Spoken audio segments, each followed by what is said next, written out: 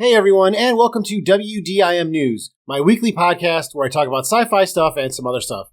My name is Eric. Thank you very much for joining me today. Since we are a little over a week away from Halloween in the United States, I thought that it would be fun to try something new on the podcast this week. To help you get in the spirit, I'm going to list 10 of my favorite scary episodes from the history of Star Trek for you to watch on Halloween. I think that some of the best episodes in the history of the franchise are the scary ones, simply because sci-fi lends itself to be adapted in so many different ways. But before I get to that list, I do have some news I want to share, which includes an update on the actors' strike, also how Netflix is responding to the recent actors and writers' strike by, you guessed it, raising their prices, as well as a follow-up on a story I did a couple weeks back about an interview that the creator of Lower Decks did about the future of that series. Speaking of Lower Decks, I will also be giving you my review of the latest episode, which was titled Caves. Then finally, I will be ending with a very important update about the future of this podcast. So if you are someone that listens to WDIM News every week, you are definitely going to want to stick to the end so you know where you can hear this podcast in the future. But before I get into all of that, I want to thank you again for clicking on this podcast and ask that you please hit that like button to help support what I do. It doesn't cost you anything, and it really does a lot to help my channel. So the first thing I want to talk about today is this story that I found that I thought was really interesting because it's actually something that I have thought of before, and to hear someone that I respect say it makes it that much more interesting. So recently in an interview, writer Matthew Vaughn said that he thinks that Star Wars should have a reboot. Now, if you're not familiar with who Matthew Vaughn is, he wrote and directed the films, the 2010, I think it was 2011 actually, X-Men First Class, and he did all the Kingsman films also.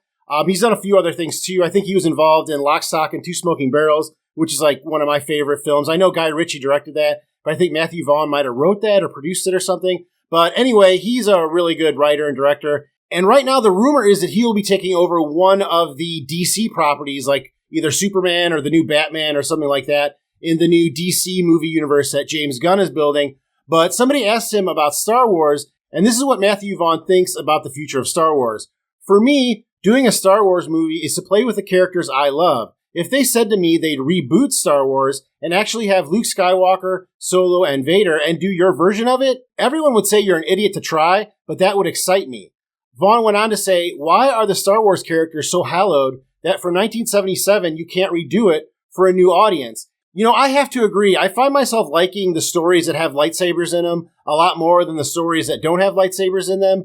I know that Star Wars purists will say, oh, you don't really know what Star Wars is. You just like flashy lights or whatever. So whatever you think, I don't really care. I know what I like, and I like the Skywalker saga. I do think that since that, the prequels and the sequels and all that, since that's been over, I don't think there have been a lot of hits. Now, I thought that the Kenobi show was all right. I didn't hate the Solo film. Rogue One I thought was just okay. I did not like Andor. I really didn't like Ahsoka that much. And I understand that with Ahsoka, they're trying to recreate the magic of the original, like, Star Wars 3, Luke, Leia, and Han. And they're trying to do that with 3 characters in Ahsoka. And I just think it's falling flat. I don't think it's working at all. So in a way, they're already doing like a soft reboot almost. They're trying to, create these 3 core characters that they can have this universe around. And I just don't think it works. Like, The Mandalorian is interesting to me because it is like a different corner of the Star Wars universe, but they still have Jedi. Grogu is a Jedi or was a Jedi or whatever. And they still have, that part of the Skywalker saga imprint in their story. And I think that that's one of the things that makes The Mandalorian really compelling. So I have to agree with Matthew Vaughn. I think that Star Wars should do a reboot. I think that he's right where everybody at first would be like, oh, that's so stupid. Why do you have to reboot Star Wars? Everything gets reboot. But remember when Star Trek got a reboot? I mean, the 2009 film was really good, and everybody said they were crazy before they did it. And as soon as it came out, everybody changed their tune and were like, this is exactly what we need. It's cool to kind of reinvigorate the franchise by using new technology and, kind of changing the characters just a little bit. So you still recognize the characters, but they can still have their own arcs and stuff like that. I'm not saying they have to do like an alternate universe Star Wars like they kind of did with Star Trek, but I do think that a reboot is where they should be going. I don't think that if they make a film about the characters in the Ahsoka series, I don't think that it's going to do as well as they hope. I am almost of the mind that it's going to end up not even in the theaters, and it's going to end up on Disney Plus. And I know that with the bean counters, they will be disappointed if they can't get a Star Wars film in the theaters out of this new franchise. But I don't think they got it. I don't think that Ahsoka was popular enough. I know that critically, a lot of people seem to agree with me that the characters that were established in Ahsoka, again, are not as interesting as the characters from the original saga. So why not just go back to the original saga? We've got better technology now. You can make, Darth Vader move around all limberly, and, he can actually fight in a sword fight battle. There's a really cool YouTube video that like Star Wars fans did of Obi-Wan and Darth Vader having that duel from A New Hope, but not just like doing like chow, chow, chow, like these really like static kind of like sword hits or whatever. That it's just really cool. It's a really cool fight. And if I can find it, I'll link it in the description below because it's a lot of fun. But seeing something like that, I think, gets you excited about a reboot because you could see what could happen. And, Mark Hamill is amazing. Carrie Fisher, of course, is amazing. And Harrison Ford is also amazing. But they're not so amazing that they can't be recast. I mean, I think you can find another Mark Hamill. Carrie Fisher might be difficult to find. I think you can definitely find another Harrison Ford. But Carrie Fisher, her energy will probably be the one I think that's the hardest to find because she had this softness about her, but you knew you couldn't mess with her and that you knew she would probably take you on too. She wasn't afraid of anything. So I think that is hard to find. And Mark Hamill, he's a great actor. He's done some great things. But I think it's easy to adapt. I think they'd be able to find somebody to get to play Luke Skywalker and Han Solo pretty easily. Even though they tried, I know, with a young Han Solo in the Han Solo solo film, no pun intended, that didn't do so well. They'll probably, do a lessons learned from that movie experience and do better the second time around. And then for every failure that I mentioned, you could look at someone like Donald Glover, who stepped into the shoes of Billy D. Williams as Lando Calrissian and did a fantastic job. And I think that that's a great example of what you can do with a reboot and get, talented actors to do those stories. So I agree with Matthew Vaughn. I think that Star Wars is due for a reboot, and I would rather see a reboot than see the Ahsoka characters move on to other things. I know they are going to because they left the last story wide open, so I'm guaranteeing you're going to get at least one more thing from the Ahsoka series, but I'm not very excited about it. I'd be much more excited about a reboot. But let me know, are you a Star Wars fan, and would you be excited about a reboot in the Star Wars franchise? Let me know in the comments below.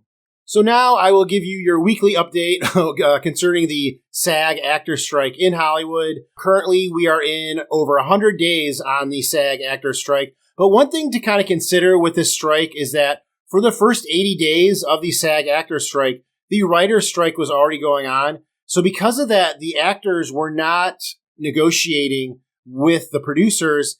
And it seems like because of that, things are not going as smoothly as they expected.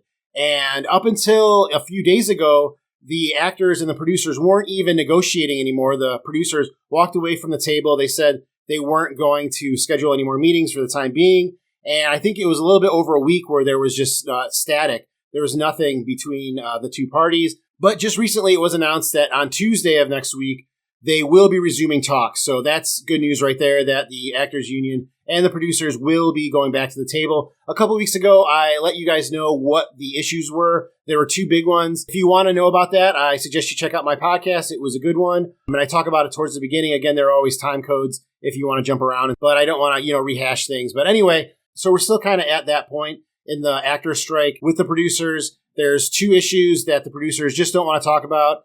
But now it looks like they are willing to negotiate starting on Tuesday. But another story came out that a group of A-list actors, including George Clooney, Ben Affleck, Emma Stone, Tyler Perry, and Scarlett Johansson, proposed a $150 million deal to the SAG union. They also proposed a residual formula where the lowest names on the call sheet who most needed the money would be the first to be paid. This $100 million deal would span 3 years and include A-list actors defraying the cost to the producers by eliminating the cap on membership dues to be used to bolster health benefits and other areas that the SAG union is trying to shore up. So basically what that means in long legalese is that the top 1% of actors are willing to give $150 million of their own money to put into a fund to help this deal go through because, again, money, of course, is the big crutch when it comes to this negotiation. So, again, the top 1% of actors in the union are trying to ease things over by giving $150 million that's supposed to help this fund over the next 3 years. Now, I think this is great, but many are still against this idea because the feeling is that the actors should not have to bridge the gap to make this deal work, that the producers should just be willing to do this. And if they're not, they should be willing to, reap the consequences. But sometimes, in the universe, when you're just stuck in your position and you're just saying, this is what I want and I'm not giving an inch, then that's where you're going to stay. A lot of things in life have to do with coming together and negotiation and compromise. So the fact that there are actors willing to step up and say, hey, we've got the money and we're willing to get this done, I don't think it's a bad thing. I commend these actors for, stepping up and doing this. And they understand that they're in the position to do this. So they're trying to help. And I think that's good. So I don't have any problem with this. And if it does help the actor strike get over, maybe that is what brought the producers back to the table, because after the story was released about the actors trying to do this $150 million deal to help the union, the next day is when the producers said they would resume talks at the table. So there you go right there. Like maybe this gesture did something to the producers to get them back to the table. I don't know. Maybe I'm just being optimistic. I don't know. But I like to think that, I like to think sometimes the universe works that way. But unfortunately, right now, there is no end in sight for this strike. But hopefully something happens in the next week that will help things along. So let me know, what are your feelings about this? Are you tired of hearing me give you these updates? Or are you thankful and hoping that this strike is over soon like I am? Let me know in the comments. So one casualty of the writers and actors strike will, of course, be, yes, that's right, you and me, the fan. And how I mean that is that they have said that since the strike started, whatever happens, that the streamers are going to use this as an opportunity to raise prices. And Netflix is the first one to jump on that bandwagon. And they have announced that they will be increasing their base price to $11.99, so $12 a month. And their premium rate will go up to $22.99 a month, which is basically, $23 a month. This is happening in spite of the fact that Netflix also said that they gained almost 9 million subscribers in the third quarter of 2023, and that the ads plan membership, which I think is the basic, is up almost 70%. But also interesting is that one of the heads of Netflix is involved in the negotiations for the actors and writers strike, and he is one of the guys that walked away from the table last week. So at the same time that his company was raising prices for everyone that watches Netflix, he was also walking away from the negotiating table to get a better deal for the actors. So that's interesting.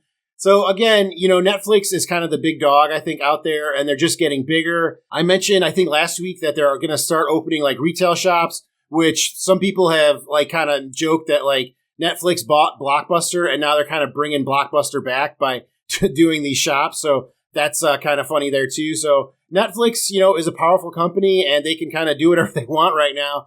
And we're just going to pay for it. I mean, Netflix just saved Star Trek Prodigy, right? So every Star Trek fan out there is going to buy a Netflix subscription if they want to watch Prodigy. And they're already watching, Netflix, and they're already having to pay for Paramount Plus to watch all the other Star Trek too. So, it kind of makes you figure like, well, how can these streamers not have money to pay these actors and pay these writers when it seems like they're making all this money hand over fist? I don't know, but I do think it's interesting that Netflix has chosen to raise their prices now, especially since the actors strike is not yet over. And conceptually, they don't know how much money they're going to lose in this deal. So I guess this is maybe a preemptive strike just to make sure that they don't lose too much money. But I don't know. As far as Netflix as a service goes, I've had them for a long time. I don't mind them. They, usually have something on them from time to time that I like to watch. And Breaking Bad is always on there, and I always find myself going back and watching that series. So they really scored when they made that deal with AMC, and they got a lot of those series on their service. And, once in a while, they'll have a good movie out, or they'll have Squid Game or something crazy like that. So Netflix is good for that. And I still think that they're probably the best streaming service out there. And their, price is $12 a month, $23 a month. That's kind of on par with a lot of the other ones. So something like Disney Plus, I think, is overpriced. I don't think that there's enough stuff on Disney Plus to kind of have the same price as Netflix, because Netflix definitely has a lot more selection. than something like Disney Plus. I know Paramount Plus is cheaper. They obviously have a lot less stuff than Netflix, and Disney does too. I know a lot of you guys have Netflix, and who knows, you might not even know that this price increase is coming because they always send you all these emails all the time, and you get used to just, putting them in the delete bucket, and then all of a sudden they put a price increase email in there and you didn't even know about it. So there you go. Look for your Netflix membership to go up. But let me know, will this change your attitude toward Netflix at all? Will you cancel your membership because it's too much money, or are you just going to pay what they charge because you're like me, they have stuff on there that you really want to watch, and your family really wants to watch too, and you're kind of stuck.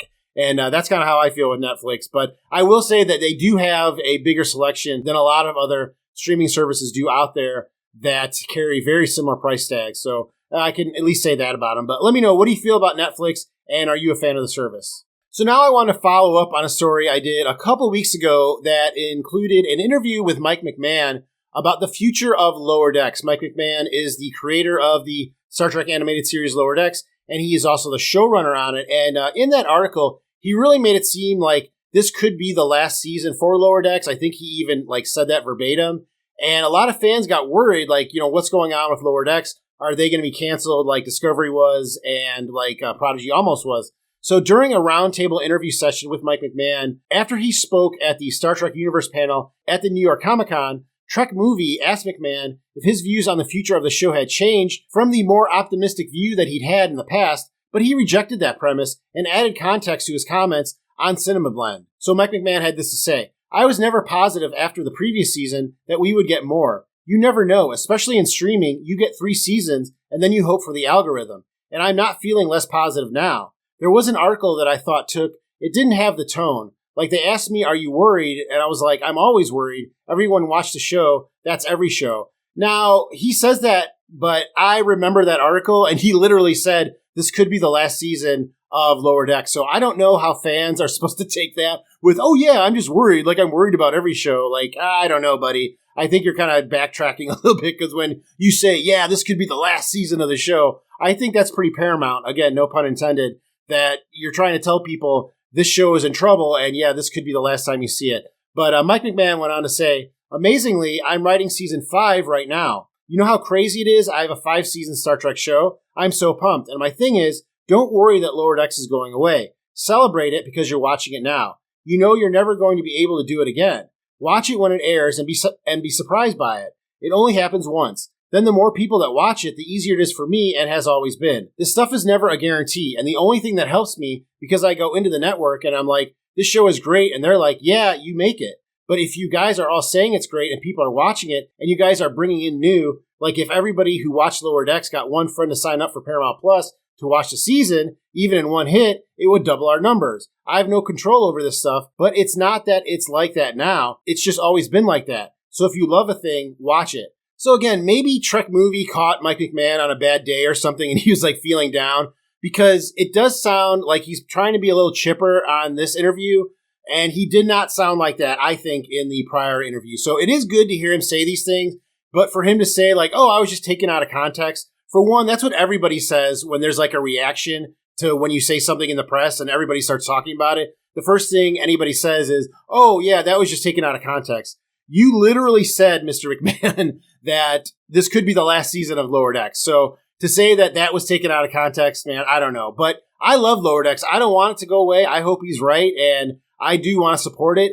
Am I going to get somebody to sign up for Paramount Plus because of it? Probably not. I mean, I don't know that Lower Decks is as popular a show that will do that will get people to sign up for Paramount Plus. And that's unfortunate, because if that is the barometer by which shows get renewed, then eventually, there's a half-life on Lower Decks, because I don't think Lower Decks is bringing in a lot of new viewers.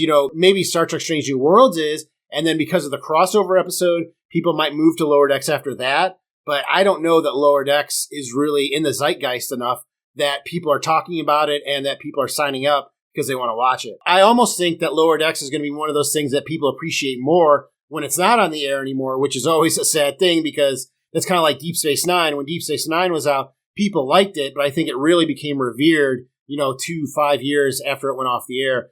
So I hope that doesn't happen to Lower Decks, but For him to say that his comments were taken out of context, I do think that that's backtracking. I don't think that that's accurate, but hey, he can say whatever he wants, and I am glad that he is optimistic about the future of Lower Decks. I would much rather hear him say that than anything else. Outside of that, he also had some really interesting comments about the last 2 episodes of this season of Lower Decks. He said, the last couple of episodes for this season are a big swing, and I'm really proud of them, and I cannot wait for you to see them. We held them off from the press because I don't even want a breath of what happens in them to get out. And it just feels like ultimate Star Trek, the ultimate Lower Decks. I hope you guys really like it. I don't want to say anything. It's so tempting. All I will say is there has been a season-long runner with a ship that has been attacking other non-Federation ships in the quadrant that pays off in the last 2 episodes. So people on Reddit have gotten close, but they are not there yet. So even they will be fed. I have also had my theories about what has been plaguing the universe of Star Trek this season on Lower Decks with that mysterious ship. So it sounds like they're going to spend the last 2 episodes talking about it and dealing with it, which I think is really cool because a lot of things on Lower Decks can be kind of silly and, you're not supposed to really care about them, but they do epic things really well. I've said in the past that I love their episodes that are like trying to be a movie. Crisis Point and Crisis Point 2, I think, are the 2 ones. I love those. So if they're doing something like that, or if they're even taking that to another level, I'm all for that, and I love that it's going to be like a 2-episode arc. Maybe we'll have a cliffhanger between episode 9 and episode 10. That would be great. So I'm really looking forward to that. So yeah, I love these comments because they really get me excited about the future of Lower Decks a little bit more than the last one he did.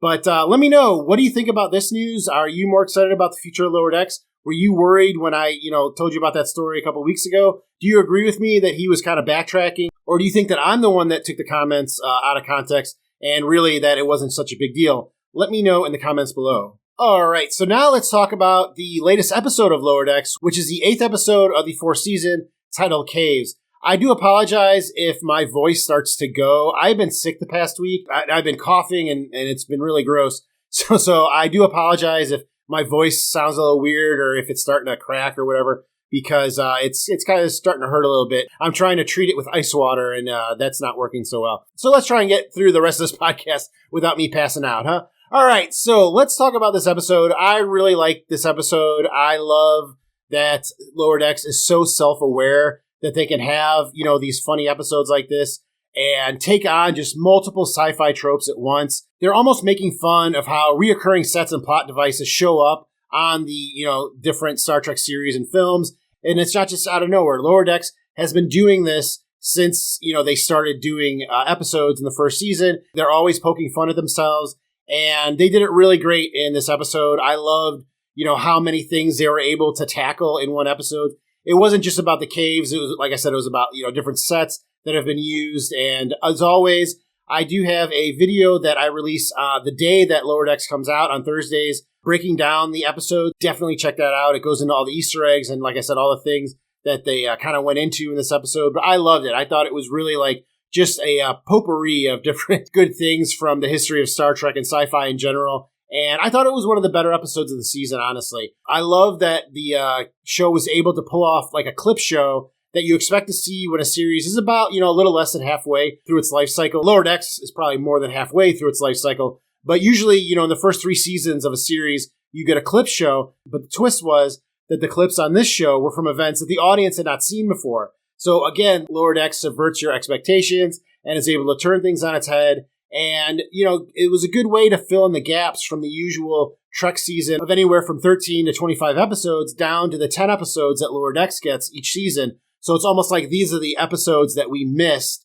not getting, 13 episodes or 25 episodes. Since we only got 10 episodes, we're only going to see a clip of what happened in what we would have seen in a full episode. And I thought that was really smart. Another good way that Lower Decks is able to use its medium, and instead of it being a hindrance in telling stories, it actually helps them, and they're actually able to, find a new perspective on it. And it's another way that it makes this series really great, and that's why I love watching it. This episode also showed us that the characters continue to grow. I know that's something that I've kind of talked about every review, but I think that it's been a focus this season to really show growth in these characters, not just that they got this promotion. What does that promotion mean? There's a cool line at the end of this episode where it's like, oh, we can still be friends even though you got a new job and you got new friends and you got a baby. That's things that happen to you when you're in your 30s and your 40s and sometimes in your 20s where, your friends start to, have their own lives outside of your group, and you have to kind of coexist now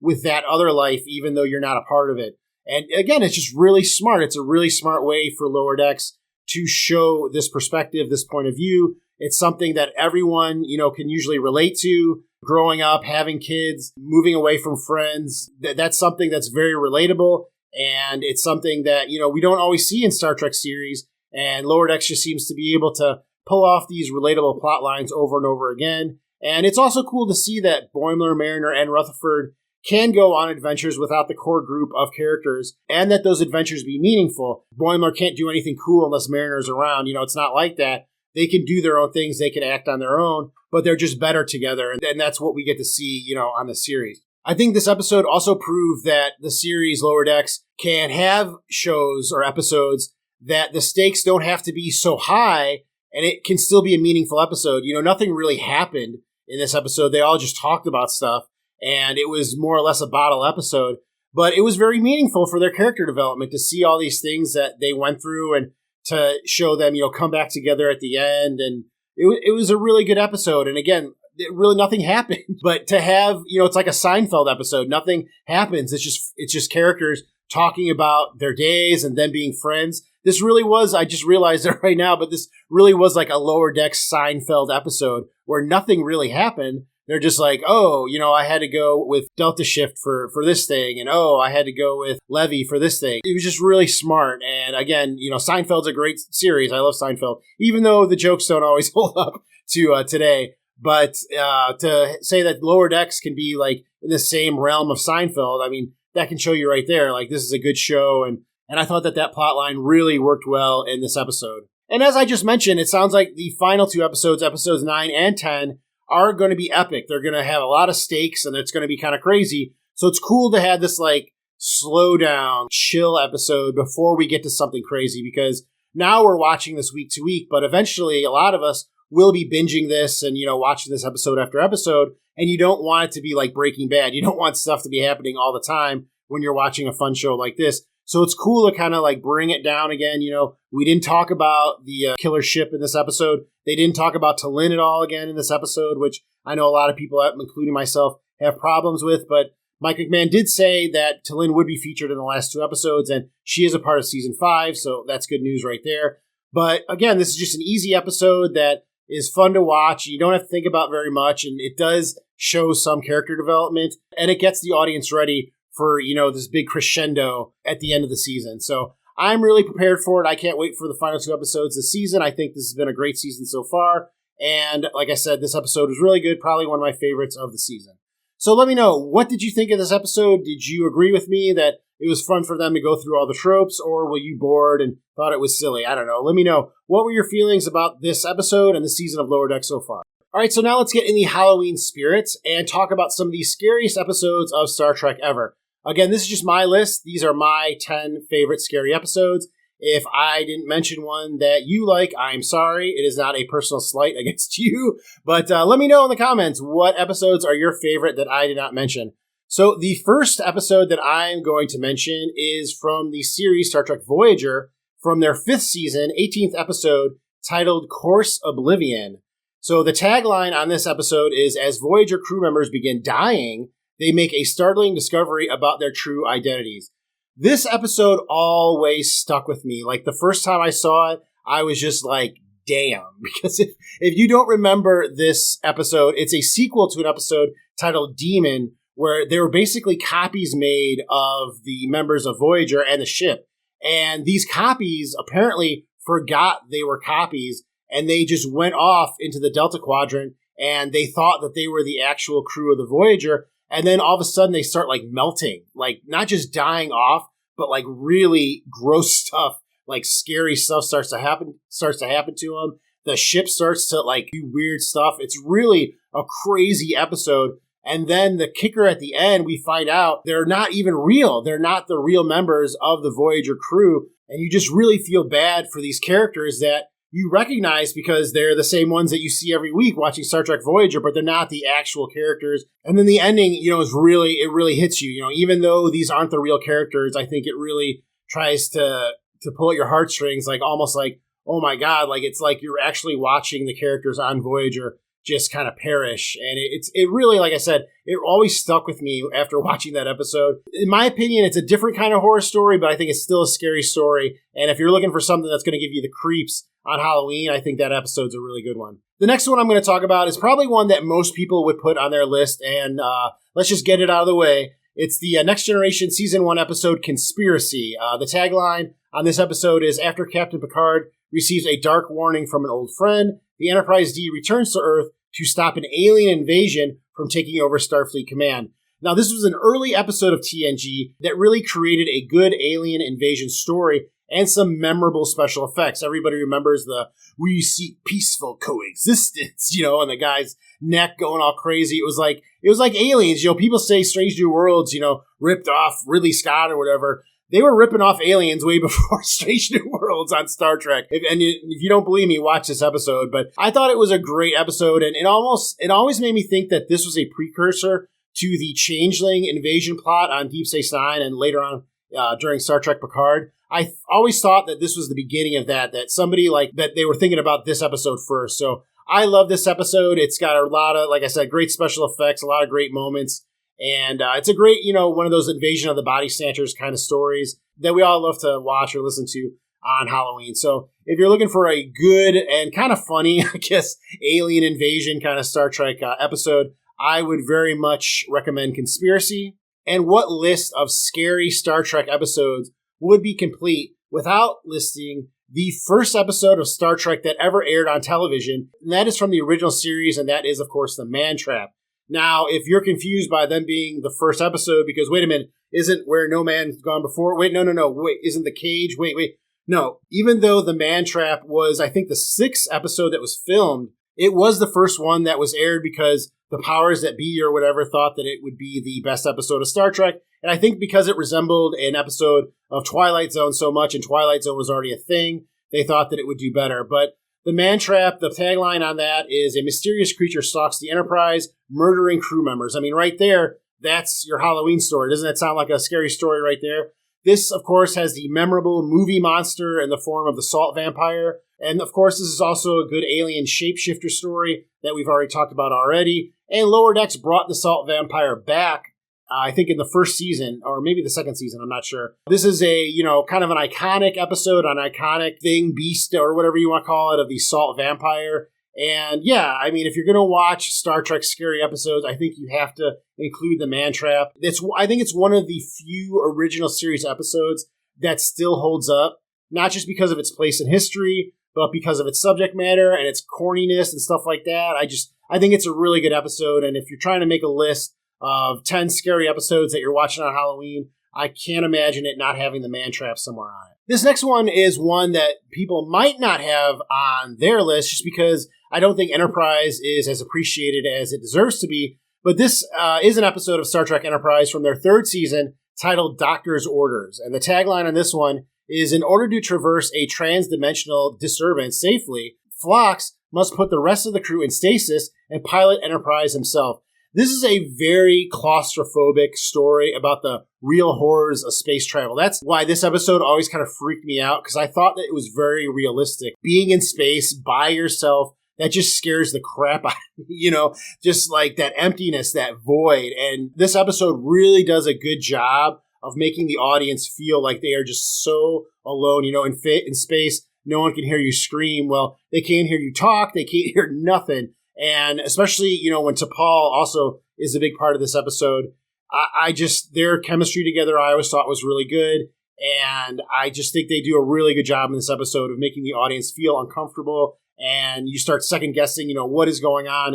Is this part of, they're just going crazy? Am I going crazy? What's going on this? And I think it's a really good episode. Again, it's a different kind of horror story. It's not a movie monster kind of episode, but I do think it's really good. And I think it's a great example of how Star Trek Enterprise, like I said, is kind of underappreciated, and especially characters like Phlox and T'Pol how they're underappreciated. So if you want to watch a good episode of Enterprise, I would definitely recommend Doctor's Orders. And sticking with Enterprise, since we have some momentum here, I'm also going to talk about the episode Impulse. So the tagline for that episode is, after finding the drifting hull of a Vulcan cruiser inside an asteroid field, Captain Archer and his crew are surprised to find Vulcans alive on it.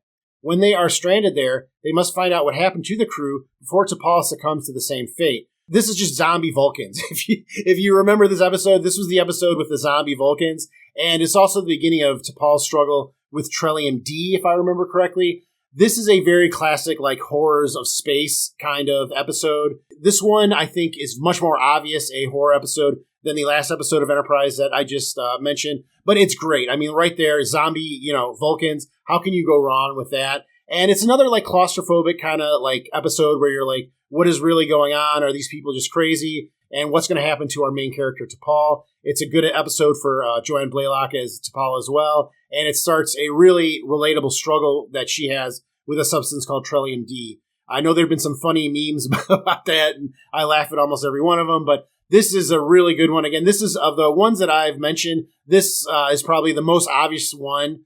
If you liked, Star Trek Enterprise and you like scary episodes, I would definitely include Impulse on your list of ones to watch. This next episode I'm going to talk about is probably one that most people also would include on their list of 10, and if you don't, I don't understand why you wouldn't.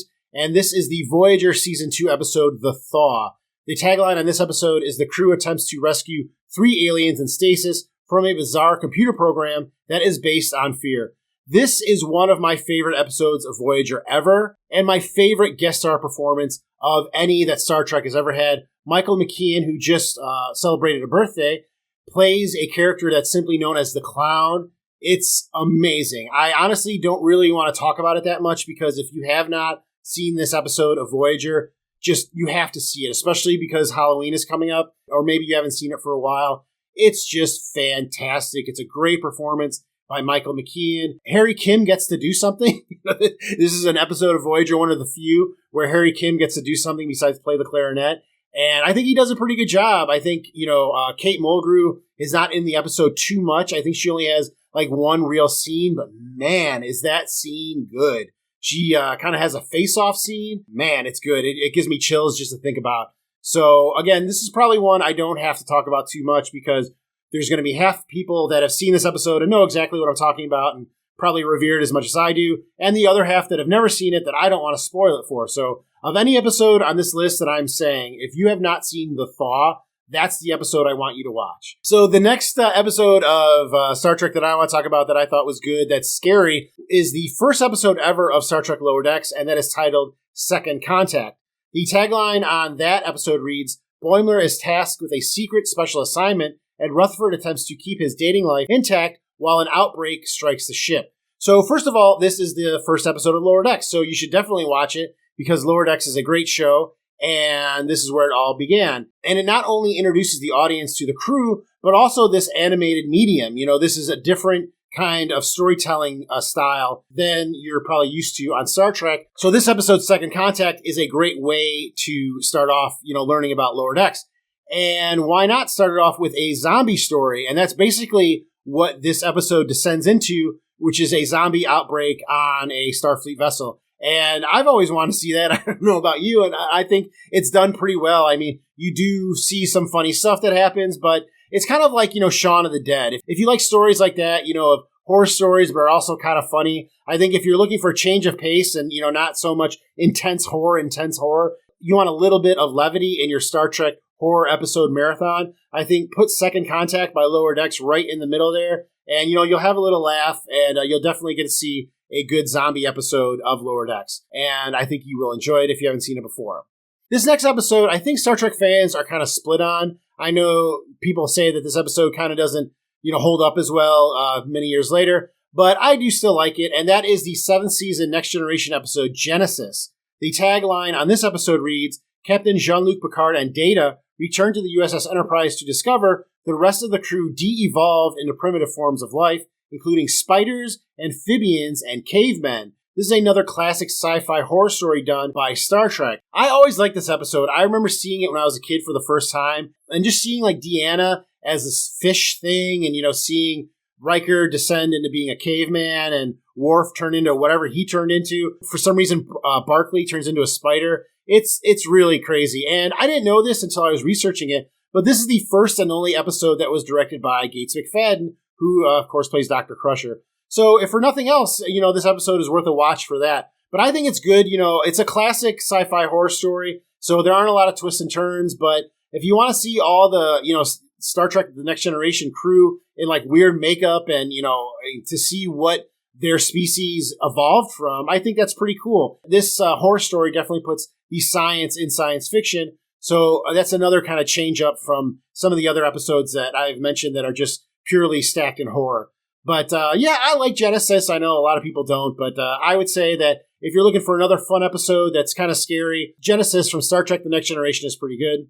But the last two episodes that I'm going to talk about come from my two favorite Star Trek series. And the first one is from Star Trek Strange New Worlds. It will be their first season episode, All Those Who Wander. The tagline on this episode reads, "The USS Enterprise crew comes face to face with their demons and scary monsters too when their landing party is stranded on a barren planet with a ravenous enemy." So this is really the episode that put the Gorn back on the map. Up until Star Trek Strange New Worlds, the Gorn were really a joke that came from the original series, and they were just a meme, right, that everybody made fun of. And Strange New Worlds turned them into this really, really, in my opinion, really, really scary alien species that, yes, resembles xenomorphs and, yes, kind of resembles predators, but everything is everything now. I mean, Jesus, it's really hard to find something that's completely new. And, I don't think that makes the Gorn any less of a scary alien species. And furthermore, I commend the creators of Star Trek Strange New Worlds for using the Gorn and making them scary, knowing that up until this point, everybody thought they were a joke. So I think that this is one of my favorite episodes of Strange New Worlds so far. It's definitely scary. It's one of the goriest episodes of Star Trek ever. And it proves that the show has real stakes, that people can die, and that characters that you love may not be there, week to week. So I would definitely recommend this episode to somebody who's looking for a scary episode of sci-fi or Star Trek to watch around Halloween. And I would also say it's a great introduction to the cast of Star Trek Strange New Worlds, because a lot of the actors get to do some really amazing things in this episode. Unfortunately, the ending, don't fall in love with everybody you meet if this is your first episode of Strange New Worlds, I guess is, my only advice there. But again, that makes this more of a horror style, movie where not everybody makes it out alive. So I think that this is a great episode of Star Trek, a great new episode of Star Trek that is very scary and should definitely be on your Halloween Star Trek watch list. And then finally, I'm going to mention an episode that maybe will not be on everyone's list, but hey, I love Deep Space Nine, and to me, this episode of Deep Space Nine always stuck with me for a lot of reasons, and that is the 5th season episode, Empok Nor. The tagline on this episode reads, "Scavenging an abandoned Cardassian space station, identical to DS9 for equipment, O'Brien's team discovers that the station may not be completely abandoned." This is a great claustrophobic story and in a location that looks very familiar. So Empok Nor is basically Deep Space Nine. It's the same set, but in the storyline, it's just another Cardassian station that, looks like Deep Space Nine because they all designed them the same. But if you don't think about that for a second, you think that this is just like a haunted house story on Deep Space Nine because you recognize like most of the things that they're walking through. It also has sleeper agents and definitely has high stakes. You have some people that don't make it out of this episode alive. But the thing that's scariest about this episode is this is the first time that we really see how dangerous Garak is. Garak is this very ambiguous character through the whole of Star Trek, and you don't really know, is this guy full of it? Is he really a bad guy? Is he really a good guy? Where are the lines with this guy? And this episode, drops some of the mystery about how badass this guy is. And the answer is, he is a real badass, and you definitely don't want to get on his bad side. And yeah, since Garak is one of my favorite characters in anything, not just Star Trek, just in literature, in general, I love this episode because it really, shows us a side of Garak that we don't see, I think, ever again. And it's a really, really scary side. So again, this is a different kind of horror episode. It's not obviously horror. It does kind of feel like a haunted house at times, but just the fact that it's like a Garak character study almost of how deep this guy can get. that just, kind of rocks me to my core a little bit, being such a fan of the character. So this might be an episode that really I only enjoyed this much. But if you do like Deep Space Nine and the character Garrick and want to see a pretty creepy story, I would definitely, recommend Empok Nor. So those are my 10. I'll go over them one by one. So first I talked about Star Trek Voyager, Course Oblivion. Then I talked about the Next Generation Conspiracy. Then I talked about the original series, The Man Trap. Then 2 Enterprise episodes, Doctor's Orders and Impulse. Then the Voyager episode, The Thaw. Then the Lower Decks episode, Second Contact.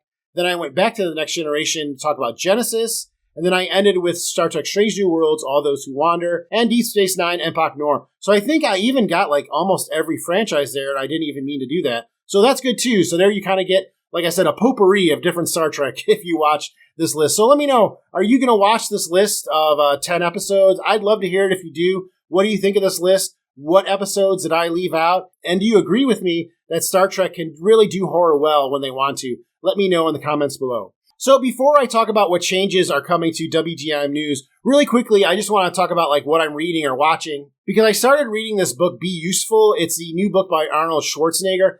I don't know what you feel, about Arnold Schwarzenegger, but he's always been kind of an idol of mine. I always looked up to him. He became popular right when I was a kid and I was watching all his movies. I was into sports and weightlifting and stuff like that. So I really got into Arnold Schwarzenegger. And as you grow older, a lot of your idols let you down. And Arnold Schwarzenegger is not the perfect person. He's definitely made some big mistakes, and I don't agree with him on every issue that he's spoke about.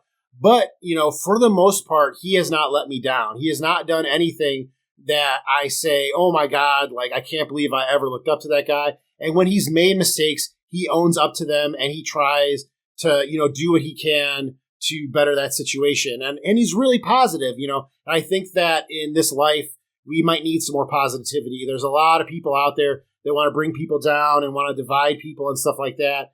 But I really like this book, Be Useful. I would recommend it to you. It's not a long read. It's just 200 pages and change. It's not a big book. I think it's a good book. I'm not really a self-help kind of guy, because I understand that a lot of times people get taken advantage of because, that's a really easy group of people to take advantage of, or people are just please help me, I need help. Well, there's going to be people willing to help you, but it might not be the help that you're looking for. So I don't usually, adhere to the self-help genre, but I do like this book a lot. I think it's great. I even bought a copy for my daughter to read, and I hope she does read it. So that's just what I'm reading right now. And watching, I am watching the series Loki. I think that series is doing all right so far. I'm not a huge fan of Jonathan Majors' performance, but outside of that, I think it's doing pretty good. And Generation V, I think, is still doing good too. I like that series. And we'll probably be doing a season wrap-up when that series is over on my podcast. So I would recommend both Loki and Gen V if you are looking for something to watch. I would definitely recommend Be Useful if you are looking for something to read. So now for the big news of the day, which is the changes that are coming to this podcast, WDIM News. So starting in 2 weeks or maybe more, I will actually be moving this podcast to my second channel, which is now named WDIM Plus. So what does this mean and why am I doing this? So first of all, if you do listen to my podcast week to week, thank you very much. I really appreciate your support. You can continue to support me by hitting the like button right now on this episode. I'd really appreciate that. But outside of that, if you want to continue watching this or listening to this podcast, you're going to have to subscribe to my second channel. Now, you may already be subscribed to that because I've had the channel for a while, but I'll put a link to it in the description below. Because like I said, in 2 weeks or so, I'm going to start moving my podcast over to that. Why am I doing that? Well, this past year for me professionally in regard to YouTube has not been great. My growth has really gone down, but my enjoyment has gone up, meaning that I like the videos that I'm doing more. I really like doing my podcast. I do see that it's growing. Podcasts grow very slowly because there's a lot of podcasts out there, and I appreciate that. But I really do like my audience, and I love doing a podcast. But because I'm doing podcasts, it's hurting my channel because I'm doing different types of videos that people are responding to differently. And because of that, it's making, I think, my shorter form videos not perform as well. YouTube, I'm not going to get into all the stuff with YouTube and how the algorithm works and yada, yada, yada.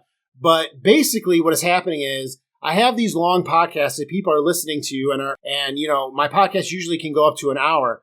And my other videos usually are only between, 6 minutes or 13 minutes, definitely less than 20 minutes. So what's happening is YouTube is looking at my videos and they're not seeing that I'm doing different types of videos. All they're seeing is that like these podcasts are getting a watch time of like 12 minutes and these other videos are getting a watch time of like 6 minutes. So the other videos must not be doing well. That's not really what's going on here. It's just two different types of content. So to better that, what I'm going to do is move my podcast to my other channel, which I haven't been using for a while, and only release my podcast videos there. And then on this channel, What Did I Miss? I'm going to continue to do my episode breakdowns and my shorter videos, the 6 to 12 minute videos that have to do with like maybe just one news story or something like that. And then my bigger podcast, my longer form content will be on my other channel. So all you have to worry about is just make sure you're subscribed to both channels so you can get all my stuff when it comes out. I'm going to keep making this announcement, every week about my podcast. And even when I do move my podcast over, I'm going to post it in the community section of my main channel. So just make sure you're at least subscribed to my main channel so you can see those links and click to it through there. But once again, I really appreciate the support. I'm sorry if this is confusing for you. You're like, oh my God, this is just like streaming services. I've got to be signed up to this, that, and the other. Well, the good news is all my signups are free. So you don't have to, I'm not charging you $12 a month. All I want are likes, All I'm asking you to do is hit the like button and subscribe. That's not going to cost you anything but a little bit of time.